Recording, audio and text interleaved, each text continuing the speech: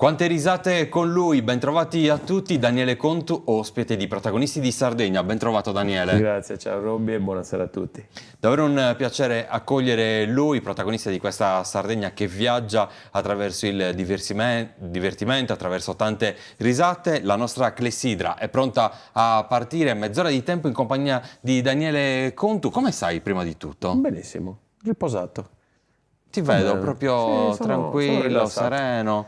Ormai mi sono abituato alle marachelle di mio figlio la notte, quindi dormo, anche se lui si gira, mi prende a calci, mi addormento, Tu vai dormo tutta la notte. non sì. ti sposta nulla. Da poco mi sono abituato, prima è stata un po' più dura. Una vita del tutto particolare, quella di Daniele, due parallele strade che in qualche modo poi cercano di incontrarsi, perché lui ha sposato davvero tante iniziative e tanti lavori nel corso di questa esistenza, ma quel fuoco che arde dentro di lui fin da quando era piccolo non gli ha mai dato spazi per poter respirare in qualche modo. Per poter respirare.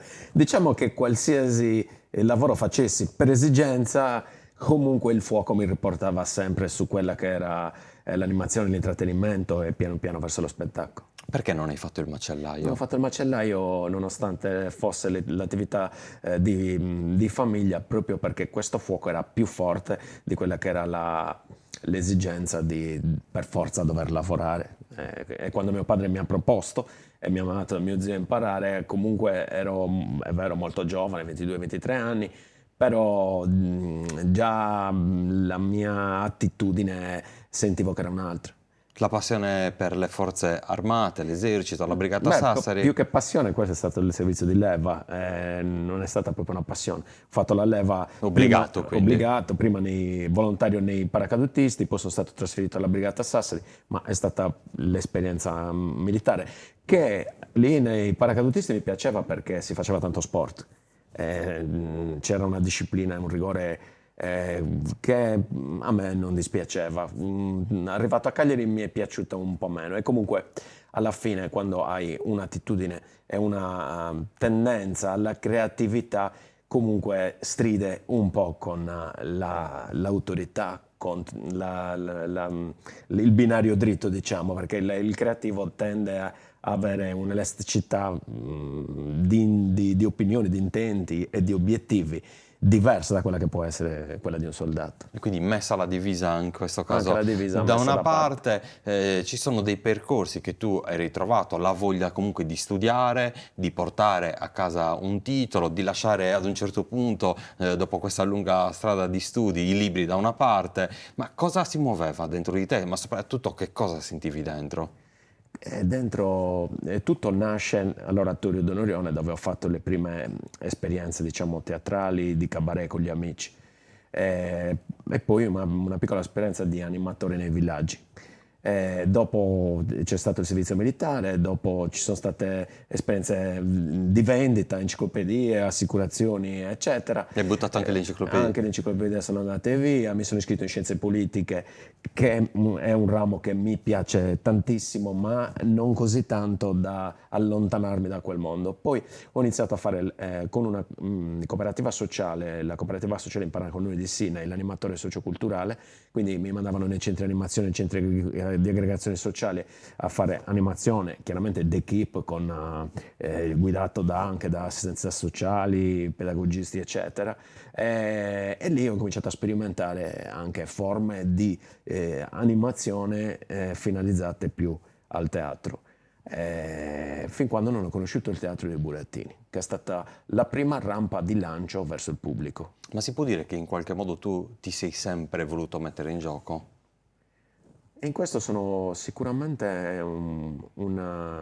come si può dire, un coraggioso, nel senso che mi piace la sfida, mi piace anche la sfida con me stesso, quindi probabilmente questa mia caratteristica si è sposata bene con la carriera artistica, che è un continuo scommettere su te stesso, è un continuo provare strade nuove, è un continuo fallire e rialzarsi fino all'infinito. E non che sia un masochista, mi piace fallire, però ho un rapporto col fallimento molto bello, molto positivo, perché per me è un fallimento in meno, è un errore in meno, è un'esperienza in più, e questo mi aiuta a catapultarmi verso obiettivi sempre più grandi. Una bella visione di vita quella che propone Daniele. Io voglio partire invece dalla fine in questo caso, perché Daniele, dopo anni di piazze e tanti palcoscenici calcati appunto nelle feste della nostra isola, con un grande successo di pubblico, decide di mollare tutto. Decide non di chiudere in questo caso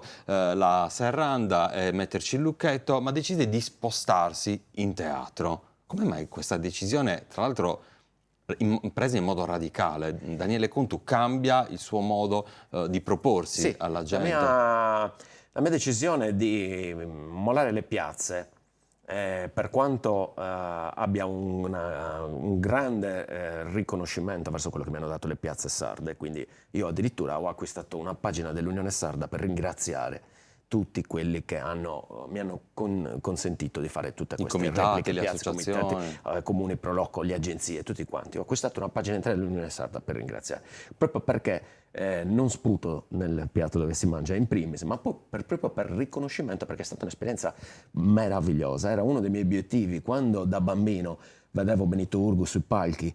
Vedevo la gente arrampicata, io stesso arrampicato nelle inferriate dei cancelli per vedere Benito Urgu, per dirti, io mai avrei immaginato di arrivare in quel palco lì, anche assieme a lui addirittura. Quindi per me è stata una grandissima conquista. Quindi quando tu arrivi a raggiungere un obiettivo del genere, metterlo da parte per qualcos'altro, evidentemente c'è qualcos'altro che arde dentro. E cosa ardeva dentro? Il desiderio di portare al pubblico una comicità più intelligente, più matura, che è diversa dal cabaret, dove la risata è il fine.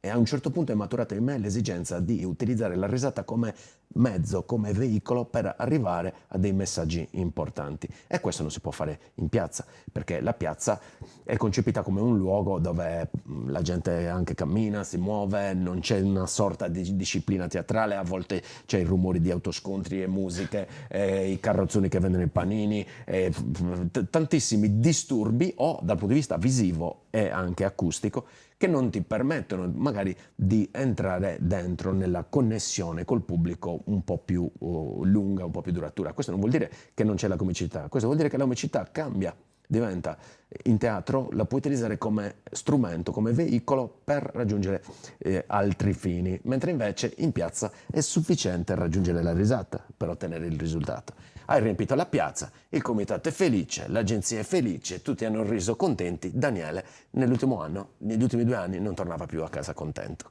proprio perché dentro me c'era questa voglia di andare in teatro. E così ho fatto, ho messo il lucchetto alle piazze ed è come aprire un negozio, perché se tu hai anche 20.000 persone che ti seguono in piazza gratuitamente, trasformarli in spettatori paganti è un'impresa titanica. Ma non hai avuto paura? Non c'è stato un momento dove hai detto: Daniele, cosa sto facendo? Guarda, le paure le puoi avere dal punto di vista economico, ma mi sono chiaramente premunito prima di fare un'operazione del genere. Nel senso che io ho detto, sto aprendo un negozio, una nuova attività, qualsiasi, perché così, anche se fai lo stesso lavoro, cambi ambiente, è come se stai aprendo un'altra attività. Parti da zero, o forse da sotto zero, perché quel mercato lì è addirittura più difficile da portare del teatro del mercato, diciamo, vergine. Quindi mi sono premunito dal punto di vista economico. Io mi sono dato 3 anni. Come tutte le attività c'è bisogno di 3 anni. Questa è statistica. 3 anni più o meno c'è lo start-up dell'azienda. Guarda caso, a 2 anni e mezzo di attività teatrale sono arrivati i sold out. Ma ho insistito, perché nonostante incassassi, spendevo molto in pubblicità. Piano piano gli incassi salivano a fronte di un investimento pubblicitario sempre più basso, fino ad arrivare agli ultimi 2 sold out dove non ho investito neanche €1 di pubblicità. Io sono stato in teatro per vedere lo spettacolo di Daniele e mi ha davvero stupito ritrovare un teatro pieno di persone che si divertivano, che ridevano e che vivevano soprattutto la comicità in un'altra veste, in un'altra versione. Di questo tra poco parleremo, anche perché tutto è cambiato rispetto a quel Benito Urgu di cui parlavi prima. Quindi un Daniele che investe, un Daniele che non ha paura di cambiare nel corso della sua vita e di ritrovarsi su un palcoscenico per proporre in qualche modo una nuova visione e versione di sé. Nuova, diciamo che è una versione di me che non poteva venire fuori in quelle situazioni, che sì, possiamo dire una nuova versione, una nuova strada, ma era comunque dentro me, perché comunque già quando andavo a Videolina alla Pola, che ho fatto una cinquantina di puntate, già cercavo dei pezzi di inserire, qualche messaggio importante, qualche denunzia, a volte funzionava meno bene, però dentro me c'è sempre stato un po' questo obiettivo di utilizzare la risata come veicolo, un po' come nella stand-up comedy, dove attraverso i capovolgimenti comici si riesce a portare avanti un messaggio magari di denunzia sociale per aprire gli occhi al pubblico. Ecco, quella è la strada che mi piace molto. E applicarla alle marionette, ai pupazzi, è stata una follia. Era da una partita persa in partenza. Primo perché la marionetta, il pupazzo, il burattino sono strumenti che nella visione della massa sono per i bambini. Io non faccio entrare i bambini a teatro, pazzo. Ingresso consentito dai 12 anni in su, pazzo.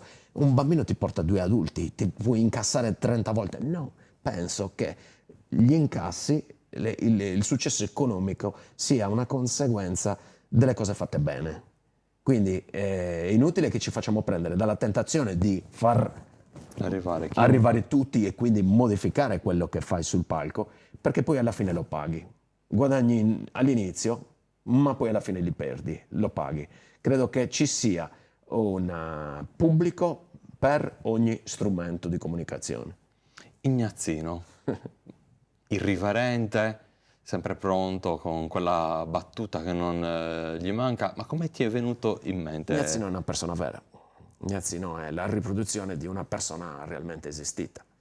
Tra l'altro si sta parlando di un personaggio che è vissuto nel Selargius degli anni 80-90, dove imperversava la droga, per cui è una vittima della tossicodipendenza di quegli anni, che non si sapeva che danni poteva arrecare. Quindi ci sono cadute delle persone che proprio per ignoranza, e poverini loro che ci sono caduti.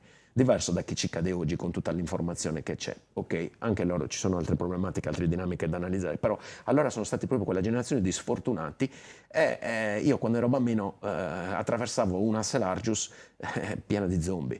Stiamo parlando di persone che avevano proprio la faccia già da teschio quasi, proprio come Ignazzino.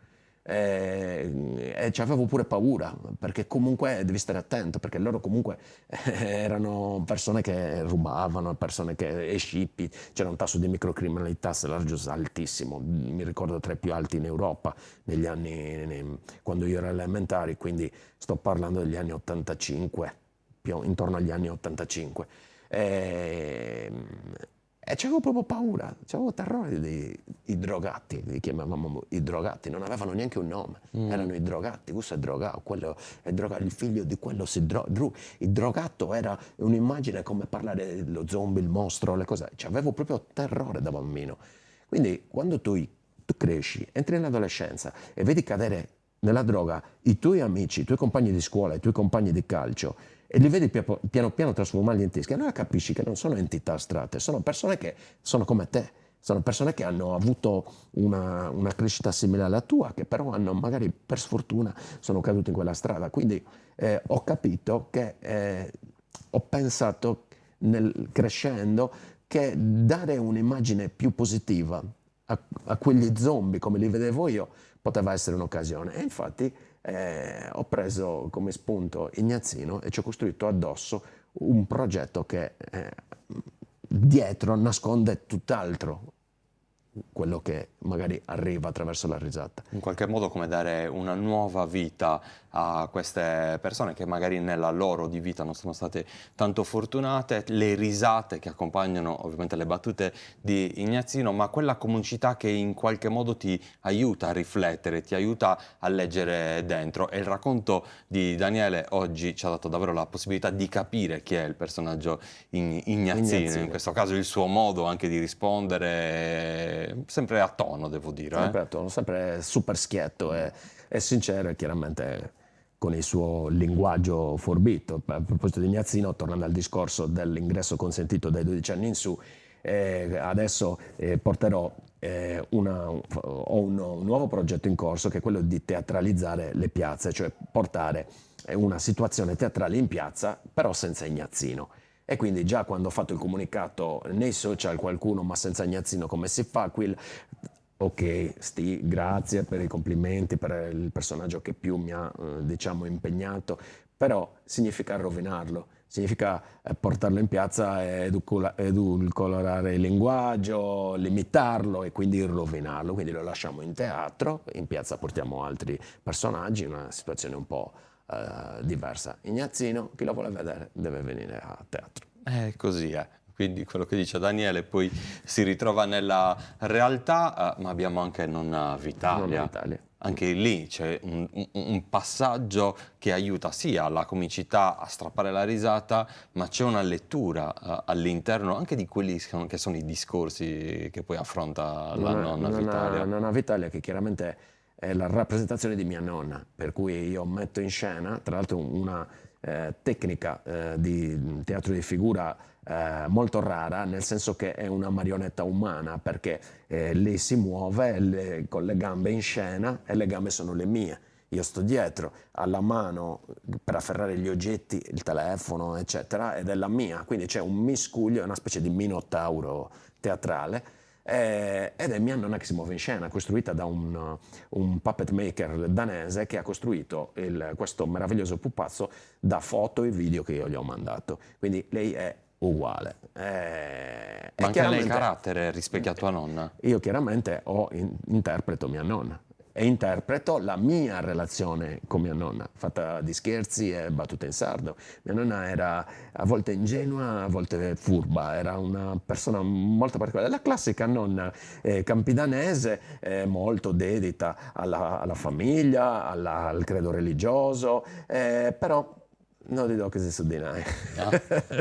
No, stava attenta. Sì, però molto affettuosa con i nipoti. Io il primo nipote maschio di tantissimi nipoti, quindi con lei ho avuto un rapporto molto importante, perché mia madre mi lasciava molto con i miei nonni. Con 4 figli dovevo aiutare mio padre in macelleria, e quindi io sono cresciuto nella libertà contadina agropastorale dei miei 2 nonni materni, che mi hanno permesso di esplodere la mia formazione nella mia infanzia, perché ero veramente libero, totalmente libero con loro. Parliamo ancora quindi di una nuova vita, questi personaggi che si ritrovano all'interno del tuo contesto, ma la cosa che ti voglio chiedere, e Nonni ovviamente si dedica sempre un affetto del tutto particolare, ma ti capita qualche volta di emozionarti perché in qualche modo ritrovi l'immagine di tua nonna, ovviamente vai a ripensare e a ripercorrere le sue parole, i suoi racconti, le sue pacche sulle spalle, non c'è qualche momento dove magari perdi il fiato perché dici nonna non c'è più, però... Ogni volta che porto in scena mia nonna, e che tra l'altro chiudo lo spettacolo con lei e mando pure un video di me con mia nonna, meraviglioso, che è stato salvato da un telefonino in un suo festa compleanno, io ogni volta quando chiudo mi emoziono, ogni volta mi emoziono, è più forte di me. L'avrò fatto 50 volte quel pezzo, ma non ce la faccio, mi emoziono sempre. Quindi esco, metto mia nonna in valigia ed è come riseppellirla di nuovo, però nella speranza che tanto la resuscito quando voglio. E ho questa fortuna di riscatenare la mia memoria emotiva con lei tutte le volte che voglio.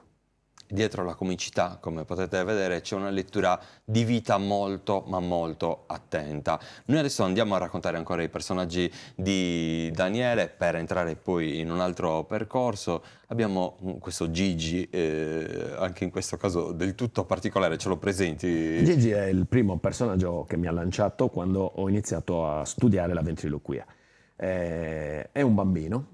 E anche dietro questo bambino c'è una persona vera e c'è una relazione vera con questo bambino, perché quando avevo 30 anni stavo con una compagna che aveva un bambino di 9 mesi quando ci siamo conosciuti, e siamo stati insieme 6 anni, quindi questo bambino è cresciuto praticamente negli anni più floridi della sua vita con me, e avevamo un rapporto meraviglioso perché era un bambino divertente e che è cresciuto con me, tra l'altro veniva in giro con me in tutta Italia perché facevo festival, rassegne con il Teatro dei Burattini. Quindi la mia relazione con Gigi è la mia relazione con Jaime, questo bambino che oggi ha 19 anni e collabora pure in teatro, viene a darmi una mano. Quindi anche lì tutto parte da una verità.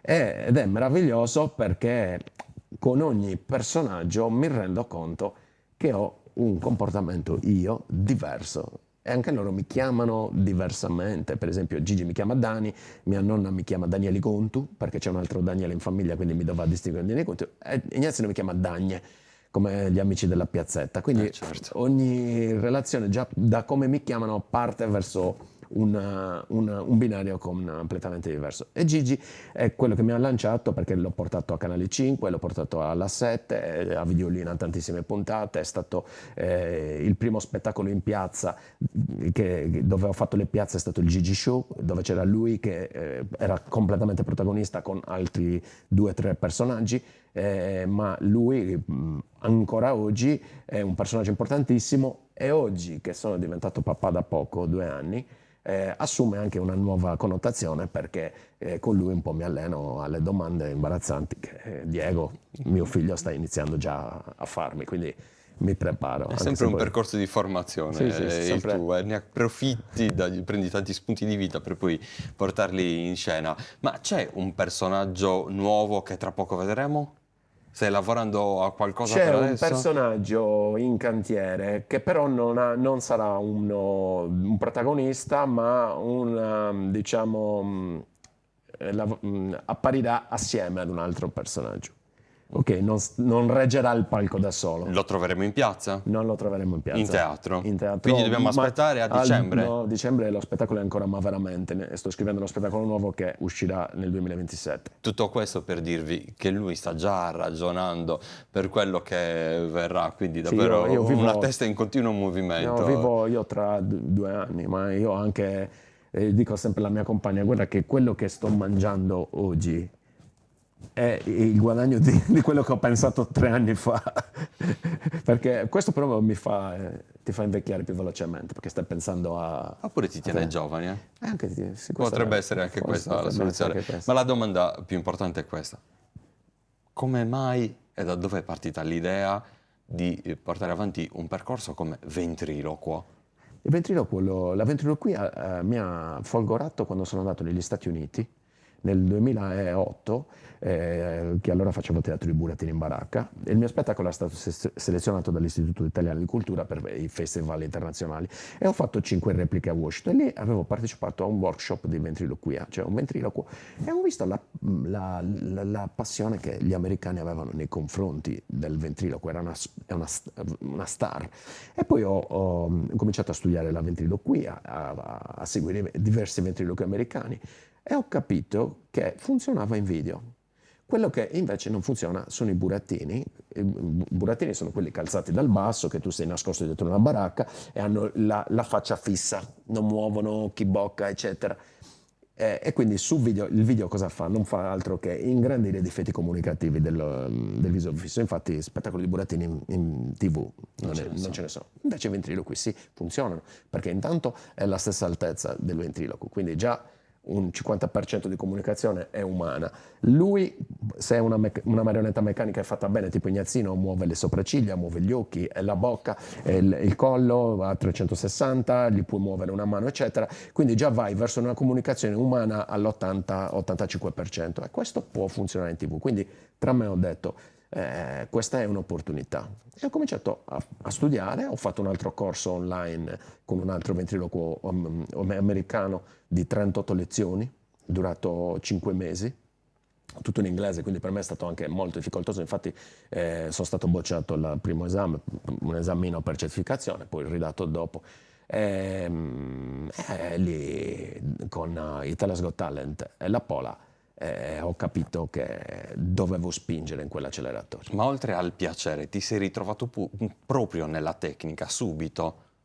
Perché ovviamente c'è una tecnica, guarda, che bisogna... La tecnica la può imparare chiunque. È semplice. La tecnica del cercare di parlare con la bocca più o meno ferma, perché poi un po' di vibrazione la bocca anche se sei il ventriloquo più forte del mondo, se tu gli punti la bocca, gliela ingrandisci nello schermo, vedi che la vibrazione c'è, ok, chi più, chi meno, poi ce ne sono tecnicamente bravissimi, ma apro una parentesi, la chiudo velocemente, la tecnica ventriloquistica in se stesso non è oggetto di attrazione, nel senso che nessuno paga un biglietto per andare a vedere quanto uno è bravo a muovere la bocca o meno, no? È uno strumento che può utilizzare a fini teatrali o a fini anche musicali, ci sono tanti ventriloqui che cantano. Non mi sono ritrovato in questo perché l'ho dovuto studiare da zero, ma io arrivavo dal Teatro Burattini. Cos'è il Teatro Burattini? Il Teatro Burattini, immaginati, io facevo i Promessi Sposi, la parodia dei Promessi Sposi, 8 personaggi appesi a testa in giù di fronte a me, quindi 8 personaggi, 8 voci, 8 personalità, quindi anche 8 stati d'animi diversi.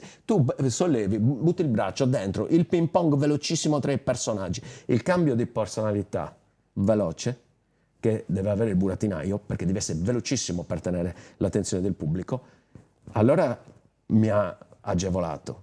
E in questo penso di essere molto competitivo, nel cambio di personalità velocissimo, nella dissociazione.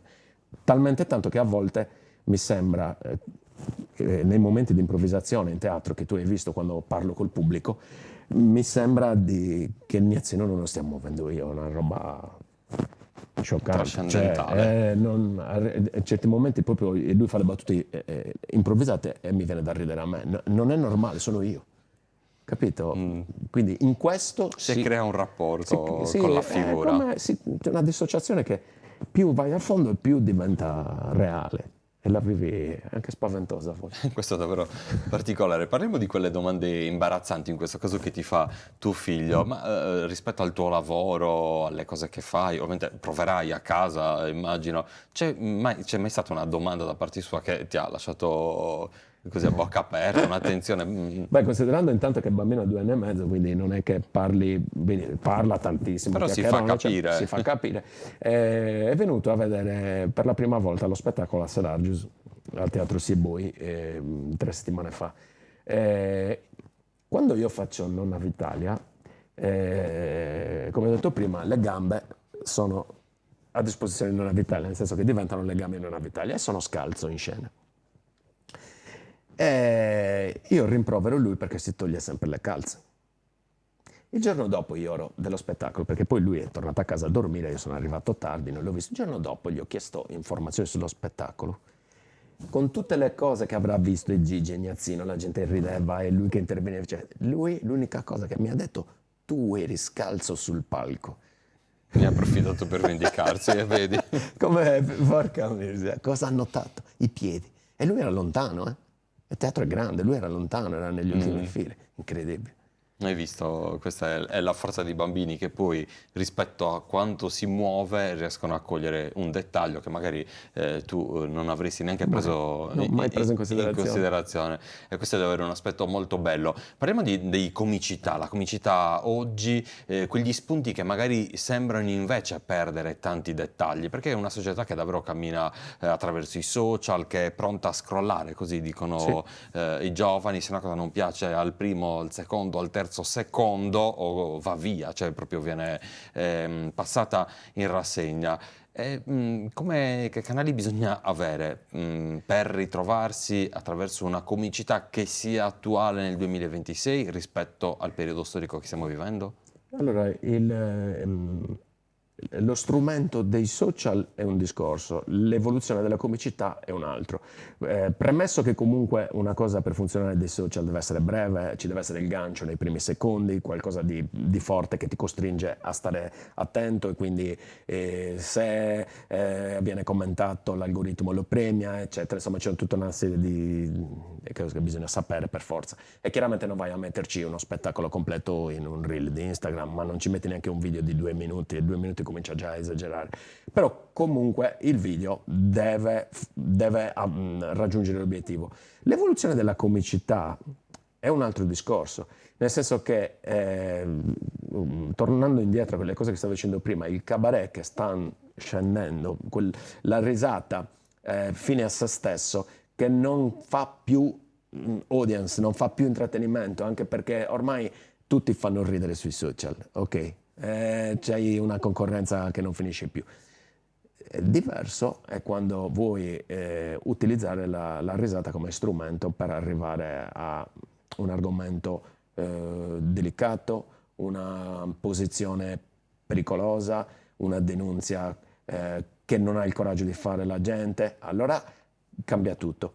Esistono anche altri canali, però per esempio su YouTube è possibile mettere uno spettacolo completo, da un'ora e mezza, perché comunque sì, ci sono i malati dello scrolling, ma c'è una marea di gente che non è superficiale e che vuole vedere nel dettaglio uno spettacolo intero o qualcosa un po' più di un contenuto diverso. È chiaro che non lo puoi fare su Instagram, non lo puoi fare su Facebook, non lo puoi fare su TikTok, un discorso del genere.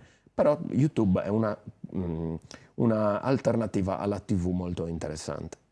La domanda ovviamente metteva a dura prova in qualche modo, in modo simpatico, Daniele, perché come vedete conosce tutte le sfumature dei social e ai social si adatta perché tu pubblichi i tuoi video e ovviamente ritrova poi la sua vera forza in teatro con i suoi spettacoli, quindi questi spettacoli che vengono letti in un modo e nell'altro attraverso una cognizione non solo del tempo ma anche delle sfumature di questa vita che si muove attraverso le varie piattaforme. È un percorso del tutto particolare, abbiamo dato l'appuntamento per l'estate, quindi ci saranno delle piazze del tutto particolari che avranno modo di ospitare questo spettacolo e poi il ritorno in teatro attraverso lo spettacolo che abbiamo visto. Sì, saranno 6 repliche, una in ogni provincia, in un teatro importante di ogni provincia.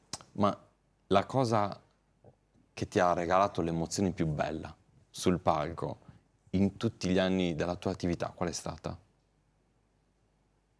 Parliamo di 22 anni di attività. Ma c'è stato un momento dove davvero ti sei fermato a riflettere, magari sul palco, hai cercato di portare a compimento lo spettacolo, però poi tornando nei tuoi momenti di riflessione, di pausa, sei riuscito a capire qualcosa dentro o hai provato un'emozione del tutto particolare, perché ovviamente questo lavoro, quando si ha a che fare con la gente, con le persone, muove anche dei sentimenti che riguardano battiti di cuore, emozioni, sguardi, abbracci, carezze e anche molte volte, soprattutto in una vita come la tua, delle persone che molte volte ti dicono no, ma non farlo, non devi farlo, guarda che così è difficile, invece tu vai a credere in ciò che hai sempre sognato, hai rincorso quel sogno nel cassetto. Quindi mi chiedevo se Daniele Contu riflessivo, Daniele Contu che ovviamente si emoziona, che si ritrova oggi con suo figlio, ha vissuto davvero un momento dove quell'emozione magari si è fatta battito di cuore o anche di riflessione importante. Allora, sicuramente una delle repliche di Washington mi ha fatto accaponare la pelle, perché una delle repliche l'avevo fatta in un quartiere, una specie di piccolo Bronx, in un quartiere dove era per le scuole, dove erano tutti ragazzi di colore e dove mi avevano avvisato che insomma bisogna stare attenti, tanto che mi avevano accompagnato, non dico scortato, ma quasi, e anche per andare via. La cosa meravigliosa è che invece quel pubblico è stato fantastico.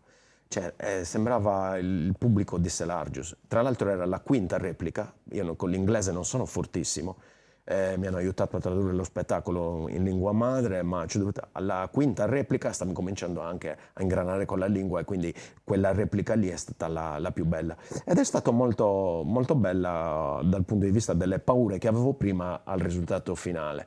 Poi altre situazioni sicuramente... l'esibizione a Italia's Got Talent in quel teatro strapieno di gente di fronte a quei personaggi con 1000 videocamere e microfoni per me, lì non ho dormito la notte. Sono tornato, ero morto dal sonno, ma non ho dormito dall'adrenalina perché quel pezzo era andato veramente forte. Hanno dato in TV 6 minuti e mezzo, ma ci sono 15 minuti di improvvisazione con i giudici il giorno, chiaramente l'hanno tagliato, cioè, però è stata veramente una performance che dal punto di vista adrenalinico mi ha dato tanto. Però diciamo che a ogni gradino di carriera c'è paura. Quindi la paura trasforma il risultato positivo in una cosa più grande di quella che è, perché poi replichi, ma senza quella paura. E quindi diciamo che a ogni gradino c'è una situazione di rischio che dà più valore al risultato. E in tutti questi ultimi gradini ciò che mi porto dietro come dispiacere più grande è che il mio tifoso più grande, che era mio padre, si è fermato, è morto quando stavo praticamente iniziando ad avere i primi piccoli successi, ma non quelli televisivi, è quello che è successo dopo. Quindi ogni volta che faccio una conquista, lui non c'è, capito? Quindi c'è una sorta di agrodolce che un po' sono condannato a portarmi dietro. Questa è Io sono l'unica- sicuro che quelle soddisfazioni comunque siano in qualche modo dedicate anche a lui, perché l'emozione che Daniele prova, che ovviamente si avverte anche nelle sue parole, nel rispondere a queste semplici domande, trasporta il pubblico nel teatro, nelle piazze, appunto in un discorso che va oltre la comicità, va oltre i suoi personaggi, ma ritrova davvero una persona che scava al suo interno e che soprattutto quelle emozioni di cui parlavamo prima le vive ogni volta che si ritrova a contatto con la gente. Daniele, La clessidra è andata. la clessidra è andata, quindi il nostro tempo è finito, è stato davvero un piacere, ma ci possiamo ritrovare presto con Ignazzino? Si può fare, sì. Secondo te ha qualcosa da dire? Qualcosa da dire ce l'ha sicuramente. Sì, Ce l'ha sempre Ignazzino sì, qualcosa da dire. Non sta zitto. Sì, si può fare. Pensiamo come farlo. Ce lo organizziamo? Ci organizziamo come farlo, sì. Quando Daniele promette una cosa, ovviamente poi Sì, la si mantiene. fa. Grazie davvero di Grazie. cuore Daniele, grazie Grazie a mille e in bocca al lupo per tutto. Crepi il lupo. Crederci sempre, tante esperienze, ma l'obiettivo è sempre uno, quella passione che come vedete lui porta in scena durante il percorso della sua vita. Grazie a Daniele Contu. Grazie a voi, buona serata.